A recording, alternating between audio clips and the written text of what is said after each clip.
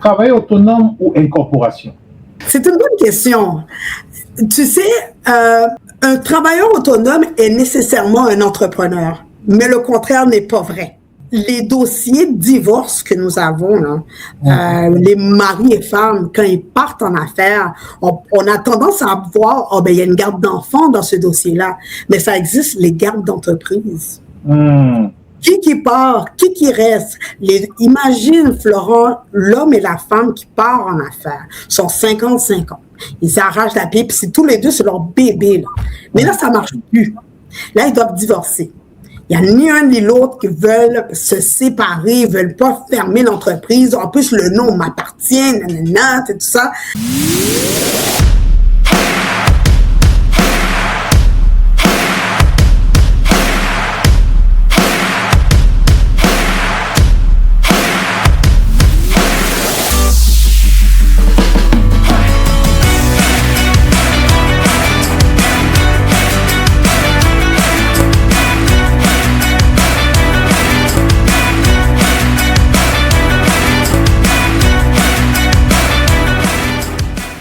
Chers téléspectateurs, bonjour et bienvenue aujourd'hui à l'émission Connaître ses droits au Canada.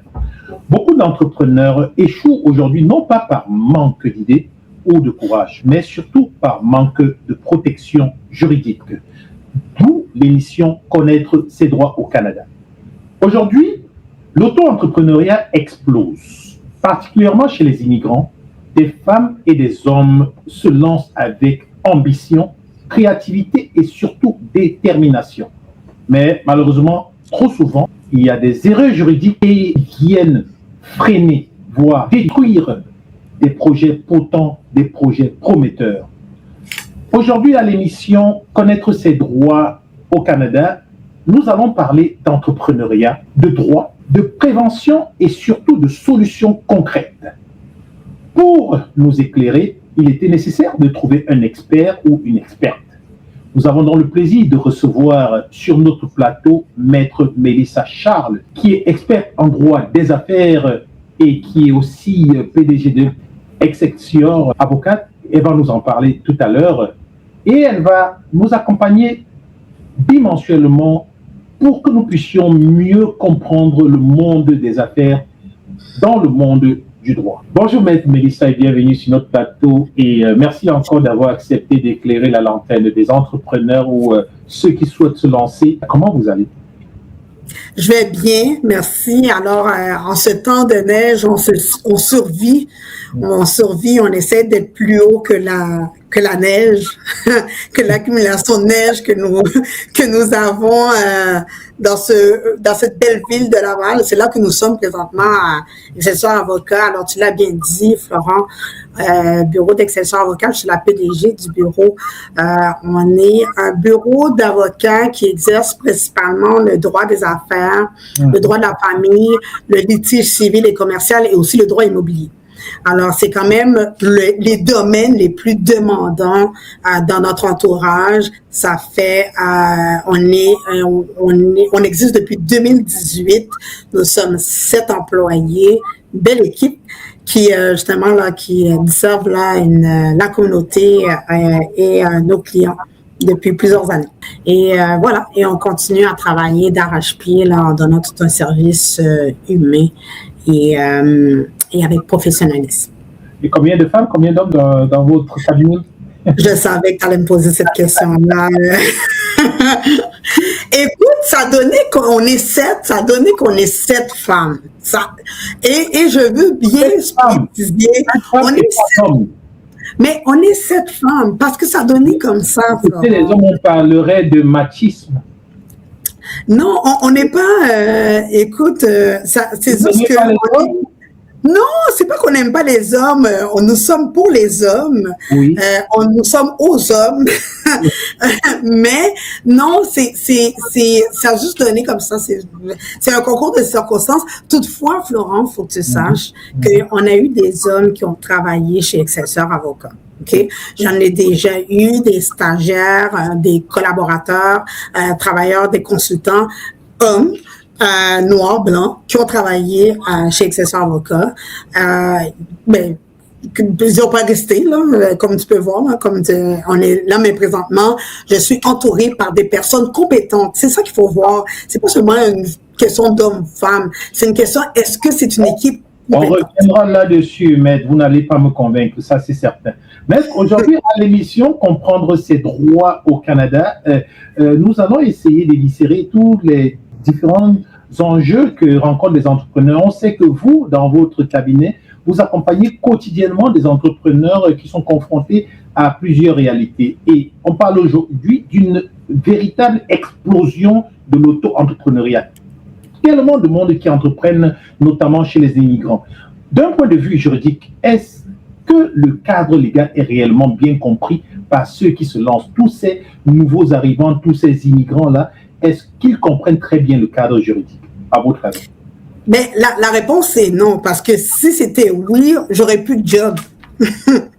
Alors, c'est sûr que... Alors, c'est ça notre travail, c'est justement donner les meilleurs outils, les meilleures informations dont l'entrepreneur a besoin pour partir en affaires.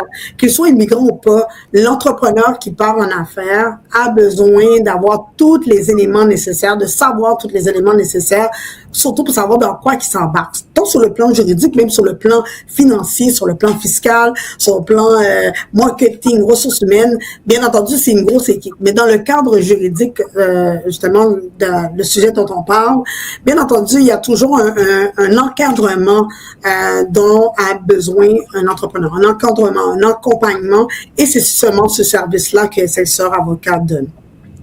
Et en fait, ce que nous demandons, c'est que on sait que beaucoup d'entrepreneurs font parfois des choix tout seuls.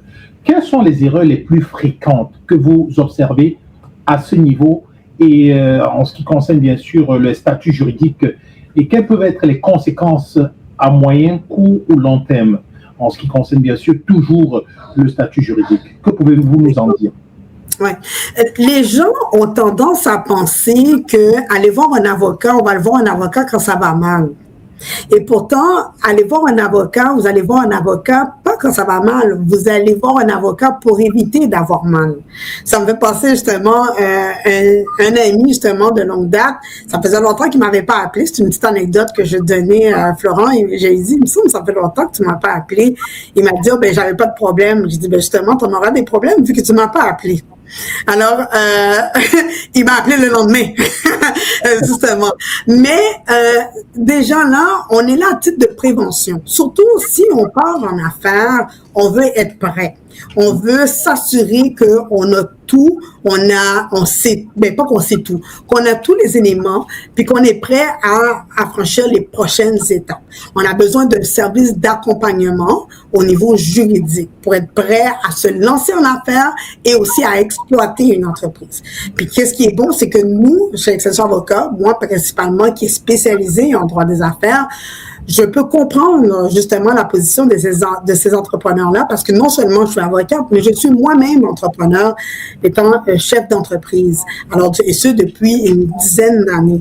Alors, je comprends déjà la nature et la situation dans laquelle ces entrepreneurs-là sont. Alors, je peux non seulement les conseiller en matière juridique, bien entendu, mais même en matière business pour dire, écoute, même moi, avec mon expérience personnel, ben, je peux te soumettre déjà là les conseils qui vont justement t'éviter d'avoir des gros problèmes. Alors, c'est ça, vraiment, l'entrepreneur doit savoir pour éviter des problèmes, c'est d'entourer, d'être expert. On parle d'avocat, mais aussi d'un comptable, d'un fiscaliste.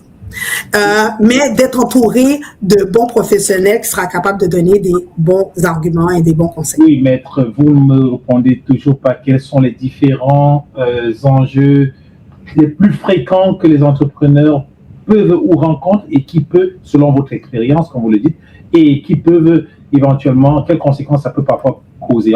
Oui, ben, les plus fréquents, c'est que justement, comme en fait, ça répond un peu à ce que je disais parce que ces gens-là, ils viennent me voir trop peu, trop tard. Il y a déjà un dommage qui est déjà créé, alors que ce dommage-là peut être évité, aurait pu être évité. Par exemple, il y a des entrepreneurs qui partent en affaires, un groupe d'amis, mais qui font pas de contrat entre eux, de contrat d'association ou de convention entre actionnaires. Et là, la chicane pogne.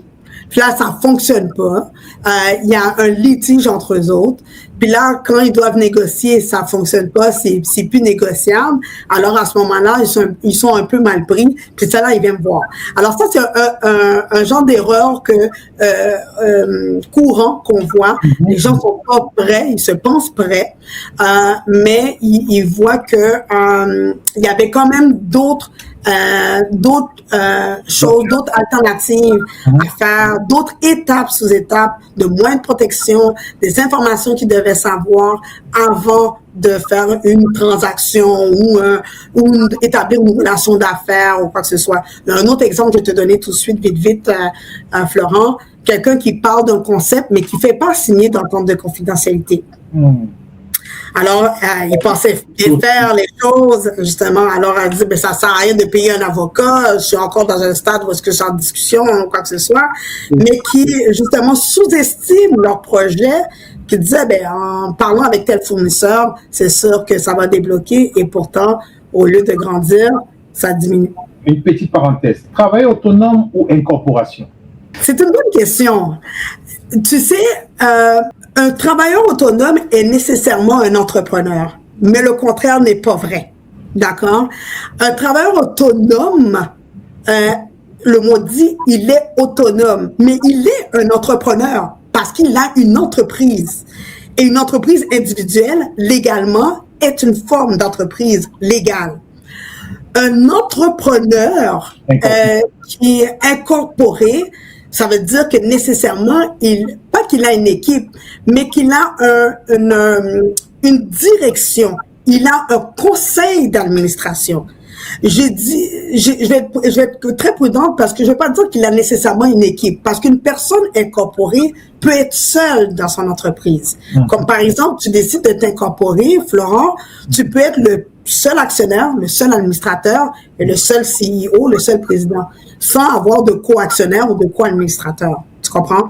Alors, mais le travailleur autonome en tant que tel, dans le langage courant, dans la connaissance courante, c'est qu'il est un genre d'entreprise individuelle. Une entreprise enregistrée dans le langage courant de monsieur, madame, tout le monde, qu'est-ce qu'il dit? Un entrepreneur incorporé, il décide de créer une personne morale et lui, il se cache derrière cette personne morale. Disons qu'il joue les pieds et les mains de cette personne. Et vous recommandez quoi? Ça dépend. Alors, il y a plusieurs facteurs. On regarde le secteur d'activité, on regarde les sous, on regarde le revenu, qu'est-ce que tu vas faire. C'est vrai que là, on a tendance à dire que les avocats vont dire, oh oui, incorpore-toi parce que tu vas avoir la protection, tu vas avoir le voile corporatif et tu vas être protégé. Le comptable a tendance à dire le contraire pour dire, tu peux attendre 1 an ou 2 ans, essaie de voir de bien t'installer au niveau financier et puis par la suite, tu peux t'incorporer. Toutefois, ça va dépendre. Quand je dis ça dépend, la question qu'il faut se poser, c'est de savoir, est-ce qu'on est dans un secteur d'activité où on est susceptible d'être poursuivi, dépendamment le service et le produit que nous donnons. Un exemple.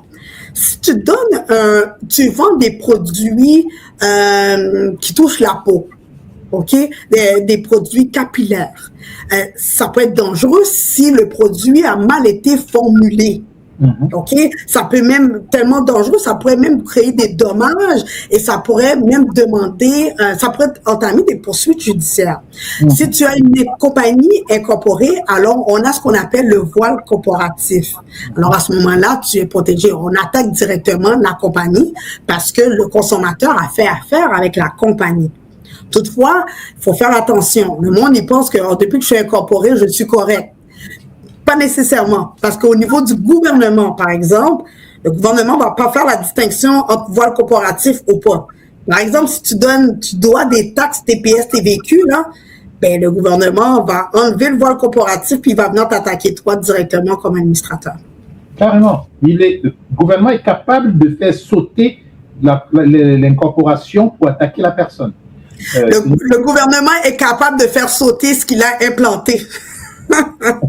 C'est quelque chose que j'ignorais. Donc, en fait, selon vous, est-ce que, selon le profil, est-ce qu'il faut être quand même assez ouvert pour des risques pour se lancer comme entrepreneur ou comme incorporé? Quel est le profil qui est le mieux adapté pour se lancer soit en incorporation, soit en auto-entrepreneur? Ben, c'est là que j'inviterais ces gens-là qui se posent des questions à venir nous voir, à voir les professionnels. On est là pour ça. C'est pour ça que plutôt, comme je te disais, qu'on est là à titre de prévention, ben, c'est un bel exemple. Pour dire, j'ai un concept, mais Charles, j'en ai plusieurs qui viennent voir, j'ai un concept, qu'est-ce que vous en pensez? Est-ce que je devrais m'incorporer? Est-ce que je devrais m'enregistrer? Il y a des cas que je leur pose comme question pour dire, ben, regarde, j'ai analysé tout ton dossier, attends un petit peu, parce que ça coûte de l'argent aussi, incorporer. Là. Mais toutefois, si tu es dans un secteur, encore une fois, si tu es dans un secteur d'activité où est-ce que ça demande peut-être un pensez-y bien, même si que ça va te coûter des sous, ben, protège-toi tout de suite. Un autre exemple, j'avais oublié de te dire aussi, Florent, ben, c'est la restauration. Je vois mal comment tu peux être une entreprise individuelle quand tu lances un restaurant. Ça risque pas d'arriver? Ça risque de pas arriver. Surtout un restaurant, on parle des mets, on parle de la nourriture que les gens vont manger. Est-ce que, tu vois, alors il y a une protection quand même légale quand même importante à prévoir, surtout dans ce domaine-là, qui est un domaine, soit dit en passant, très risqué. Un domaine très risqué, maître Mélissa. En tout cas, c'est un message qui atteint directement son objectif. On va rapidement aussi toucher le point des contrats et des partenariats à risque. On sait qu'aujourd'hui, il y a parfois des partenariats qui mettent le monde à risque, les entrepreneurs à risque. On voit de plus en plus aujourd'hui des entreprises créées entre des amis, entre des frères, entre des copains, copines. Bon, je sors avec toi, bon, on s'entend, allez, on crée une entreprise, des membres de la famille ou des partenaires rencontrés rapidement.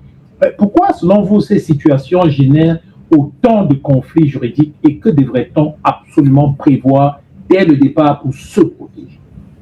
Tu sais, c'est une bonne question. Ce que j'ai vu là, dans la plupart des dossiers litigieux qu'on a au dossier, les gens surtout quand ils se connaissent, ok, les époux, les frères et sœurs, mère, père, les enfants avec les parents, même les cousins, je pense qu'ils ont ils surestiment leur relation. Dans le sens que ben, ça va bien au niveau familial, je vois pas pourquoi ça irait mal au niveau business.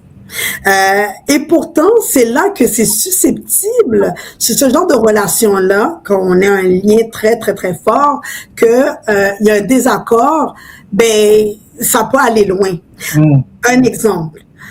Les dossiers de divorce que nous avons, là, les maris et femmes, quand ils partent en affaires, on a tendance à voir, oh ben il y a une garde d'enfants dans ce dossier-là, mais ça existe les gardes d'entreprise.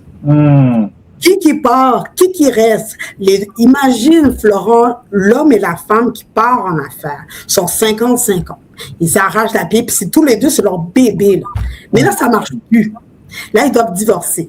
Il n'y a ni un ni l'autre qui veulent se séparer, ne veulent pas fermer l'entreprise. En plus, le nom m'appartient, nanana, tout ça. Alors ça peut créer un effet, c'est ça. Ça peut créer un effet litigieux quand même assez important. Alors, comment on fait pour se protéger? Bien entendu, il faut des contrats. C'est un contrat de mariage. C'est plate, c'est comme toi puis moi, si on se marie, on n'aura pas le choix de parler de contrat de mariage. Puis tant mieux, il va falloir qu'on s'en parle quand ça va bien, parce que je pense pas que un époux va vouloir parler de ça quand ça va mal. Ça peut refroidir une relation si on est ensemble, ça chauffe, c'est bon, on commence et que peut-être la femme ou l'homme dit, allez, on va d'abord signer un contrat. Avant de lancer cette business, on doit d'abord signer un contrat. Est-ce que vous ne croyez pas que ça va refroidir un peu les affaires? Mais non, mais il va falloir faire la distinction. Si tu as décidé de partir une business avec ta femme, mais il va falloir que tu fasses la ligne. Quand on est au bureau, tu n'es pas ma femme, tu es ma partenaire. Aïe. Quand on est à la maison, tu es ma femme. Fait que, si déjà on a mais c'est ça, parce que on part en affaires. Voilà, mon concept d'affaires. On est dans un environnement d'entreprise. Et puis, pour les entreprises, il faut prendre des décisions rationnelles et non pas des décisions émotionnelles. C'est pour ça qu'il faut faire la distinction entre relations intimes, relations conjugaux et relations affaires. Oui, il faut des contrats, puis ça veut pas dire que c'est à cause que c'est ma femme ou à cause que c'est mon frère ou c'est ma sœur, on peut s'en passer des contrats. Au contraire, courez, signer des contrats pendant que ça va bien. Déjà, on va déjà se sentir bien. On va mettre les choses au clair. Puis ça va vous coûter tellement moins cher si jamais il arrive quelque chose là. Ça vous coûte vraiment moins cher de régler votre situation litigieuse tout de suite que si vous n'avez pas de contrat, ben ça va être un juge qui va le régler pour vous à votre place. Et j'imagine que le cabinet Excelsior est excellent et excelle dans tout ce qui touche les contrats pour protéger contre cela. Et vous aussi. Tu as bien compris. Avec le genou. Alors, Maître Mélissa, dites-nous, jusqu'où va réellement la responsabilité personnelle d'un entrepreneur et à quel risque concret il s'expose ou elle s'expose en cas de manquement? Ben, ça dépend c'est quoi la faute. Alors, tu sais, au niveau fiscal, ben, je suis pas fiscaliste. Disons que si vous partez en affaires, la pire chose ou le pire litige que vous pouvez, que vous évitez d'avoir, c'est un litige avec le gouvernement. Alors, c'est plate à dire, Florent, là, mais au moins, on m'a toujours dit que si vous partez en affaires, ben, votre premier créancier, c'est même pas la banque, c'est le gouvernement. Fait assurez-vous, là, que le gouvernement est payé puis ça va bien aller. Ben, c'est ça. Sinon, dans la mesure que le gouvernement, vous êtes dans une liste rouge, là, ça va être difficile de vous sortir de cette liste rouge-là. OK? Puis il n'y a pas de catch me if you can. Avec c'est ça. Alors, encore une fois, comme je disais, c'est d'être bien entouré par des professionnels et des experts. Et j'inviterais justement l'entrepreneur en question d'avoir tous les outils et les informations nécessaires par un fiscaliste ou un comptable, puis faire ce suivi-là, d'accompagnement-là, pour être sûr que c'est correct. Au niveau légal, alors les risques, ça dépend la faute. Est-ce que les risques peuvent être au niveau monétaire? Ça peut être leur responsabilité professionnelle. Alors, ça peut être leur responsabilité même en tant qu'employeur. On revient à la base, c'est d'être protégé. Comment on est protégé? De un, on a un bon avocat qui vient de Excelsior Avocat. Ben oui. On a je vais pas dénigrer mes confrères comme ça. On a un bon avocat. D'ailleurs, il y a plein d'autres de bons avocats que je connais qui ne sont pas Excelsior Avocat, mais que je connais beaucoup. Il y en a plusieurs que je connais. Être entouré par un avocat compétent qui connaît la matière, qui sera capable de vous conseiller pour éviter un tel engagement de responsabilité professionnelle, entrepreneuriale, en tant qu'entrepreneur, en tant qu'employeur.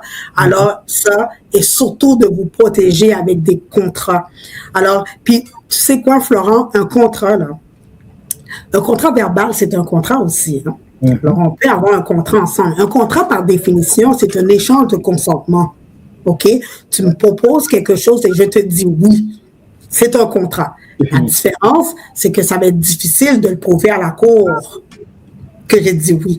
Tu sais quoi? Je pense il y a 2 ans, il y a un jugement de la Saskatchewan qui disait que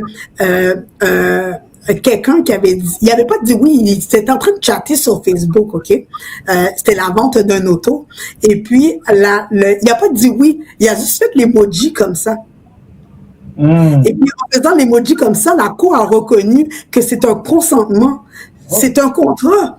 Alors, oui, parce qu'il a voulu se désister après, là, mais il a dit non, vous êtes pris dans un contrat juste à cause que tu as fait ça. Alors, faites attention quand vous formulez, quand vous faites vos contrats. Si vous le faites verbalement, mais écrivez-le par courriel. Tel que discuté, on a convenu ça. Au moins, vous allez avoir un écrit à quelque part. Ouais, très important, comme vous le dites, toujours de se protéger. Si vous deviez actuellement, où on se parle pour cette première émission, parler à un entrepreneur qui démarre aujourd'hui, quelles sont les premières protections juridiques à mettre en place pour éviter que son projet ne bascule à cause d'une erreur évitable?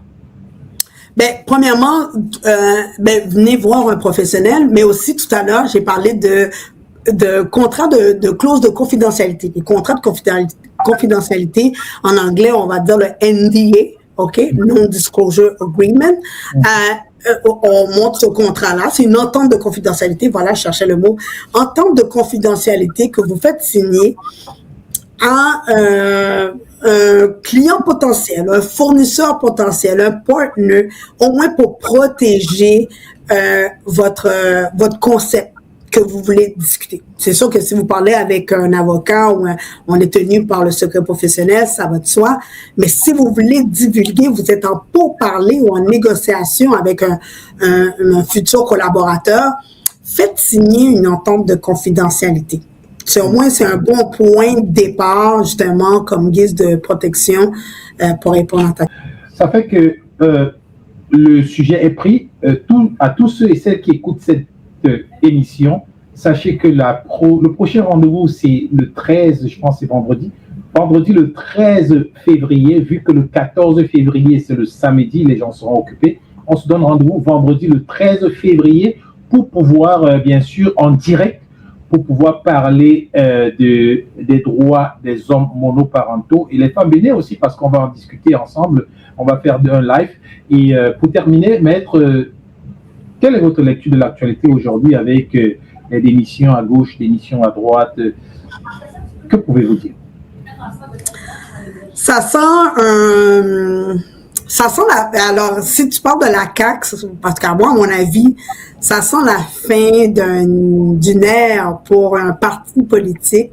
C'est un château de cartes qui s'écroule.